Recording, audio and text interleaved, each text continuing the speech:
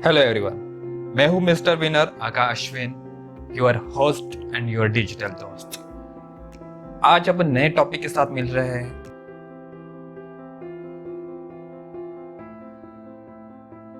Last video में मैंने आपको इंटरफेस बताया था फोटोशॉप का, और इस वीडियो में अपन अगर नया प्रोजेक्ट लेना है तो कैसे लिया जाता है वो आपको मैं बता दूंगा। तो चलते हैं फोटोशॉप के सॉफ्टवेयर की तरफ। ये है फोटोशॉप CS6 और इसमें मैं आपको आज बताऊंगा कि न्यू डॉक्यूमेंट अगर मुझे लेना है तो वो कैसे लिया जाता है। तो उसके लिए आपको सबसे पहले ये जो वर्किंग एरिया है यहाँ पे ही जो अपना डॉक्यूमेंट है वो ओपन होने वाला है। तो इसलिए अपन जाएंगे सबसे पहले फाइल के अंदर आपको न्यू करना है। इसका शॉर्टकट कीज यहाँ पे लिखा हुआ है Ctrl+C।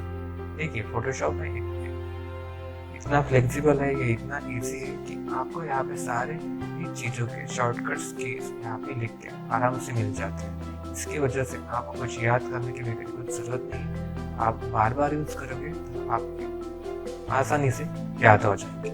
तो ये चलो अपन चलते हैं न्यू। मैंने क्लिक किया यहाँ पे, तो अगर आप देखोगे तो यहाँ पे छोटा सा डायलॉग बॉक्स बन हो चुका है। एग्जैक्टली डायलॉग बॉक्स क्या है तो मैं आपको बताता हूँ। जैसे कि अपन कोई नया डॉक्यूमेंट, कोई नया प्रोजेक्ट बनाते हैं तो उसकी सेटिंग कैसे होनी चाहिए वो यहाँ पे आपको करना पड़ता है। सबसे पहले इसमें अगर आप ऊपर देखोगे तो यहाँ पे नेम है। अगर आपको कुछ फ्लायर्स, वाउचर या फिर कोई विजिटिंग कार्ड्स या फिर इन्विटेशन कार्ड जो भी कुछ बनाना है उसको आपको यहाँ पे नाम देना है। जैसे कि मैं अभी फिलहाल के लिए यहाँ पे मैं जस्ट लिख रहा हूँ सैम्पल। आप अपने प्रोजेक्ट के हिसाब से यहाँ पे कोई भी नाम दे सकते हो। उसके बाद नेम के बाद आप यहाँ पे लिखना है प्रीसेट। प्रीसेट का मतलब है कि आपको कौन से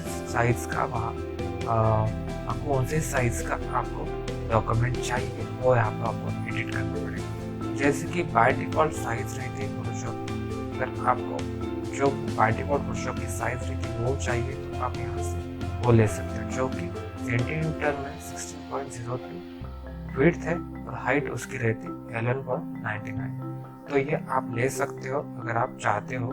यहाँ पे डिफॉल्ट फोटोशॉप साइज ले सकते हो अगर आप इसी साइज में कुछ बनाना है तो। उसके बाद आता है यूएस पेपर।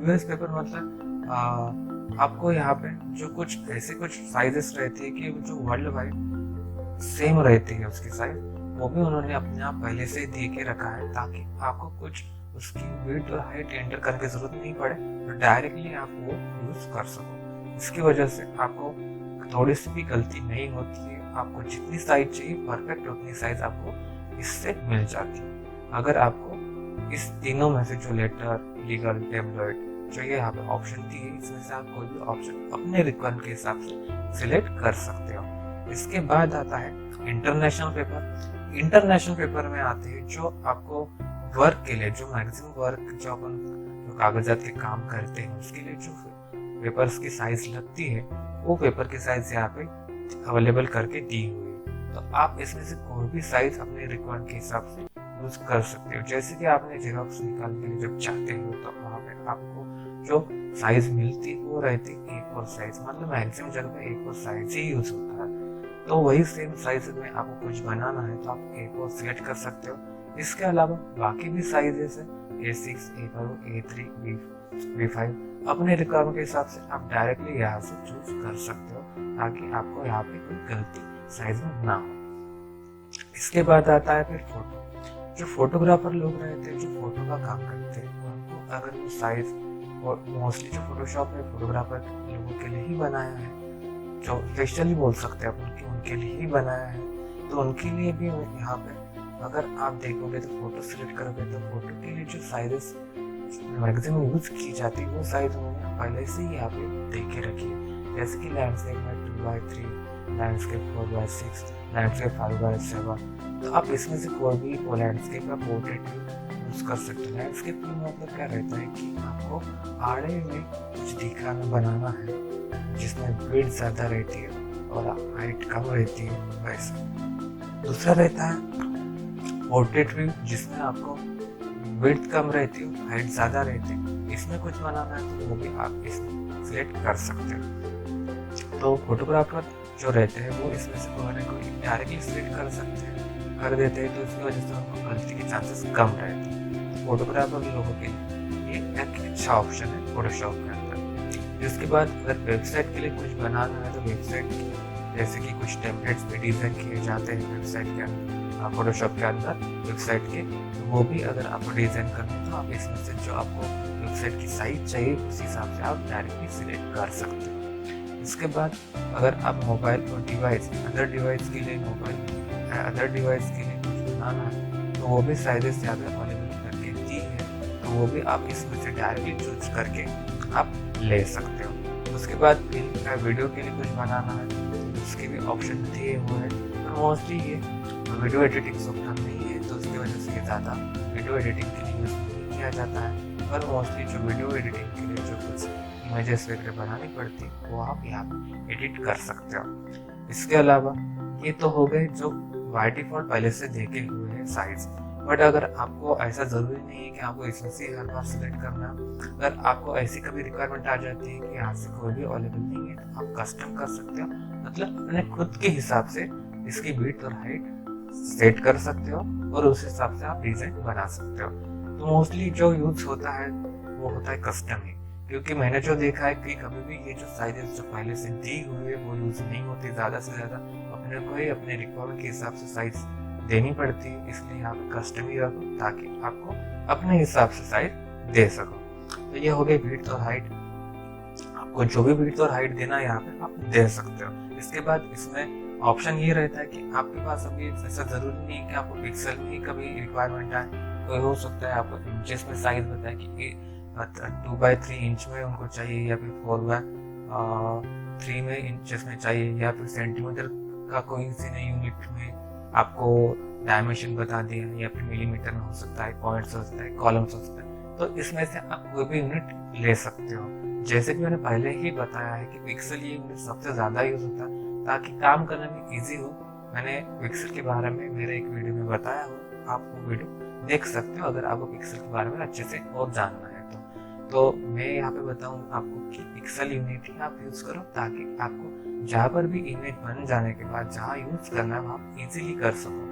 ठीक है, वह डिपेंड ये भी करता है कि आपको एग्जैक्टली जो रिक्वायरमेंट है वो क्या है।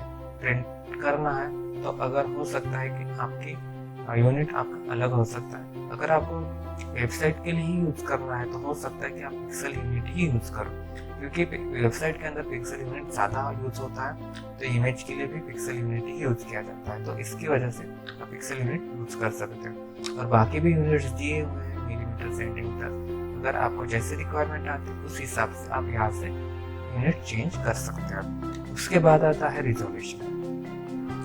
रिजोल्यूशन मतलब रहता है क्वालिटी ऑफ स्क्रीन, जैसे कि हर एक डिवाइस जिसको एक स्क्रीन रहती है, जैसे कि मोबाइल हो गया, टीवी हो गया, लैपटॉप हो गया, पीसी हो गया, इन सब को कुछ ना कुछ स्क्रीन रहती है, उसी हिसाब से उसकी क्वालिटी भी रहती है। क्योंकि जैसे कि यहाँ पे रिजोल्यूशन 72 लिखा है, बाय डिफॉल्ट 72 लिखा रहता है, बट आप अपने रिक्वायरमेंट के हिसाब से यहाँ पे चेंजेस कर सकते हो।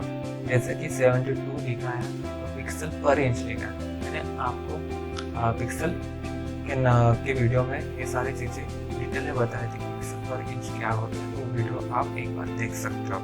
पिक्सल पर इंच मतलब एक इंच में कितने पिक्सल होने चाहिए, जितने ज़्यादा पिक्सल्स रहेंगे उतनी अच्छी क्वालिटी उनको मिलती है। तो अगर आपको जस्ट जो इमेज बनानी है, जो जस्ट आपको ऑनलाइन ही यूज़ करना है, तो आप उसका रिजोल्यूशन 72 रख सकते हो। इसका मतलब ये रहता है कि आपको वहाँ पर प्रिंट नहीं करना है तो आपको जस्ट दूर से ही देखना पड़ता है। ऑनलाइन जो आप वेबसाइट यूज़ करते हो इमेज वो ज़्यादा आपको प्रिंट नहीं करना पड़ता है, मोस्टली स्मॉल साइज में ही रहता है, इसकी वजह से इसका रिजोल्यूशन अगर कम भी रहता है तो भी कुछ फर्क नहीं पड़ता है। तो अगर बट आपको प्रिंट करना है तो यही सेम रिजोल्यूशन आपको मिनिमम 300 रखना पड़ता है, ताकि आप जब प्रिंट करो तब इसके पिक्सल्स अच्छे हो और इमेज की क्वालिटी अच्छी मिल सके, इसलिए अपन फिर रिजोल्यूशन बढ़ा देते हैं, मिनिमम 300 रखते हैं। आप इससे ज़्यादा भी रख सकते हो, पर वो डिपेंड करता है कि आप कौन से प्रिंटिंग मशीन में वो आप प्रिंट कर रहे हो, और मिनिमम यहाँ पे 300 ही रखा जाता है ताकि आपको क्वालिटी अच्छी मिल सके। बट अगर आपको प्रिंट नहीं करना है तो मिनिमम आप 72 रख सकते हो, कोई फर्क नहीं पड़ेगा। आपको क्योंकि वो जस्ट आपको ऑनलाइन यूज करना है। इस हिसाब से रिजोल्यूशन आप रख सकते हो। उसके बाद आता है कलर मोड। कलर मोड मतलब एग्जैक्टली अपन जो इमेजेस बनाते हैं उसके कलर की प्रॉपर्टीज रहती है, जैसे कि कौन से कलर में बनाओगे उस हिसाब से वो उस हिसाब से इमेजेस में या फोटोज में इफेक्ट्स आते हैं। तो यहाँ पे देखोगे तो आप यहाँ पे बिटमैप, ग्रेस्केल, आरजीबी, CMYK और लैब कलर इतने सारे ऑप्शंस है। बिटमैप एक टेक्निकल वर्ड है, इमेजेस के लिए यूज किया जाता है। मतलब आपको कोई इमेजेस के लिए वर्क करना है तो आप बिटमैप यूज कर सकते हो। दूसरा ऑप्शन रहता है ग्रे स्केल। ग्रे स्केल मतलब ये partially black and white colour रहता है। अगर आपको लग रहा है कि आप जो इमेज बना रहे हो उसमें कलर की कोई भी जरूरत नहीं है तो आप ग्रे स्केल ये यूज कर सकते हो। इसमें होता क्या है कि आप जो भी कुछ इमेजेस लोगे उसमें आप गलती से भी कलर नहीं फिल कर पाओगे। वहाँ पे आपको ब्लैक एंड व्हाइट मतलब पार्शियली ब्लैक एंड व्हाइट में ही कोई इमेज बनेगी। इसलिए आपको अगर लग रहा है कि आपको image partially black and white में बनाना है तो आप ग्रे स्केल ये ऑप्शन सिलेक्ट कर सकते हो। उसके बाद है RGB। आपको पता होगा कि रेड, ग्रीन और ब्लू की प्राइमरी कलर्स उसी से सारे कलर क्रिएट होते हैं। तो अगर आपको लग रहा है कि आपको जो इमेज बनानी है वो आपको प्रिंट नहीं करना है, जस्ट ऑनलाइन ही यूज करना है, या फिर आपको जस्ट मोबाइल या डिवाइस या फिर लैपटॉप इसी डिवाइस में ही यूज करना है या शो करना है, तब आप RGB सिलेक्ट कर सकते हैं। उसके बाद आता है CMYK। CMYK के कलर के नाम से ये भी, जिसका लॉन्ग फॉर्म है सियान मैजेंटा येलो की मतलब ब्लैक। सियान मैजेंटा येलो एक्चुअली होता क्या है, जब कोई भी इमेज या कोई भी मटेरियल प्रिंट करते हैं तो जो मशीन्स रहती है कलर प्रिंट वाली मशीन, उसमें क्या होता है कि 4 कलर की इंक यूज की जाती है, जो कि ये वही कलर है यानी सियान वाई मतलब येलो, के मतलब ब्लैक। ये 4 कलर से सारे कलर क्रिएट होते हैं। जैसे RGB से प्राइमरी कलर से सारे कलर क्रिएट होते हैं, वैसे ही प्रिंटिंग मशीन में इन 4 कलर से बाकी कलर क्रिएट होते हैं। तो इसकी वजह से आप ये कलर मोड रख सकते हो जब आपको डिजाइन बनाने के बाद उसको प्रिंट भी करना होता है। और लास्ट में आता है लैब कलर। लैब कलर मतलब क्या होता है कि अगर आपको जो इमेजेस रहते हैं ऑलरेडी अपने की फोटो कैमरा से फोटो खींचे हैं, क्लिक किए हैं, उनको मुझे एडिट करना है तो आप लैब कलर यूज कर सकते हो। लैब कलर ये ज़्यादा अच्छा इफेक्ट देता है अगर आप कोई इमेज क्लिक की हो उसको एडिट करना हो तो लैब कलर तब आप यूज कर सकते हो। लैब कलर में ज़्यादा इफेक्टिव रहता है बाकी RGB और CMYK से। और ये लैब कलर ग्लोबली ज़्यादा यूज किया जाता है क्योंकि ये कलर कोड के द्वारा यूज किया जाता है। तो ये भी लैब कलर आप यूज कर सकते हो। डिपेंड करता है कि आपको कौन सी प्रकार की इमेजेस या फिर फोटोज बनाने हैं, कैसा एडिटिंग करना है या खुद बनाना है फोटो, तो उस हिसाब से आपको इसमें से एक सिलेक्ट करना पड़ेगा। तो इस तरीके से आपको कलर मोड सिलेक्ट करना है। नेक्स्ट आता है बैकग्राउंड कंटेंट। बैकग्राउंड मतलब जब हम फोटोशॉप में कोई भी डॉक्यूमेंट लेते हैं तो सबसे पहले उसके तीन या 2 लेयर्स पहले से रहते हैं। सबसे पहले आता है व्हाइट। अगर आप व्हाइट सिलेक्ट करते हो तो आप देख सकते हो, मैं आपको शो कर देता हूँ। अभी मैंने जो साइज दी है, कैसे सेटिंग की है, उस हिसाब से ये पेज ओपन होगा, मतलब डॉक्यूमेंट ओपन होगा और इसमें अभी कलर व्हाइट आएगा। ये अभी ओके पे क्लिक कर रहा हूँ, ओके करना है यहाँ पे। और ये आप देख सकते हो यहाँ पे आपको जो साइज मैंने दी थी उस साइज में ये डॉक्यूमेंट ओपन हुआ है। और जो मैंने वहाँ पे बैकग्राउंड कलर व्हाइट सिलेक्ट किया था इसलिए यहाँ पे व्हाइट आया। अभी अगर मैं ये बंद कर देता हूँ और फिर से आपको दिखाता हूँ, यहाँ पे फिर से ओपन कर रहा हूँ। डायरेक्टली मैं अभी ये सेटिंग वैसे के वैसे ही रहने दूंगा और यहाँ पे अभी मैं सिलेक्ट करूंगा बैकग्राउंड कलर। ये बैकग्राउंड कलर मतलब क्या रहता है, ये जो मैंने किया था ये बाय डिफॉल्ट व्हाइट कलर रहता है मोस्ट ऑफ द टाइम। अगर आप कोई सेटिंग चेंज नहीं करते हो सबसे पहले व्हाइट ही रहता है। बट अगर आपको व्हाइट कलर नहीं चाहिए, आपको और कलर चाहिए, आप बैकग्राउंड कलर सिलेक्ट कर सकते हो। तो बैकग्राउंड कलर क्या होता है, बैकग्राउंड कलर मतलब अगर आप देखो यहाँ पे 2 टाइप के कलर्स यहाँ पे सिलेक्टेड है, एक को फोरग्राउंड और एक को बैकग्राउंड कलर बोलते हैं। यहाँ पे बैकग्राउंड कलर आप अभी एग्जैक्टली कौन सा लिए, मैं आपको एक बार दिखा देता हूँ। अभी देखो यहाँ पे मैं जा रहा हूँ, यहाँ पे क्लिक किया तो आप देख सकते हो कि यहाँ पे कलर पैलेट्स ओपन हो चुके हैं। यहाँ से आप कोई भी कलर सिलेक्ट कर सकते हैं। मैंने यहाँ पे ओके कर दिया। आप देख सकते हो कि यहाँ पे ये कलर आ चुका है।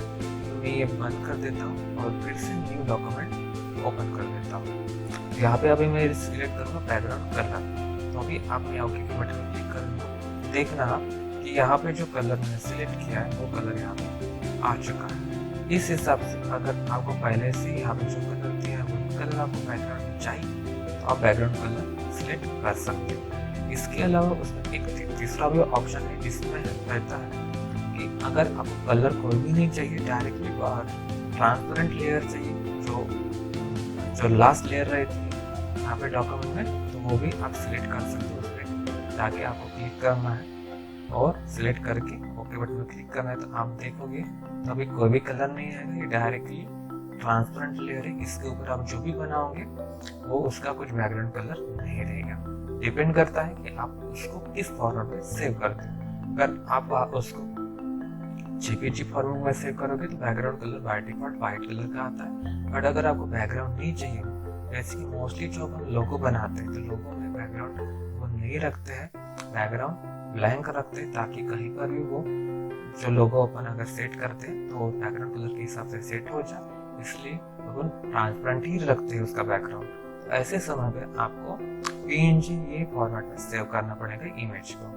तो वो आगे मैं एक बार आपको नेक्स्ट वीडियो में ये सारी चीज़ें फिर से एक बार बता दूंगा कि सेव कैसे करना है और कौन से फॉर्मेट में सेव करेंगे तो कैसा दिख सकता है।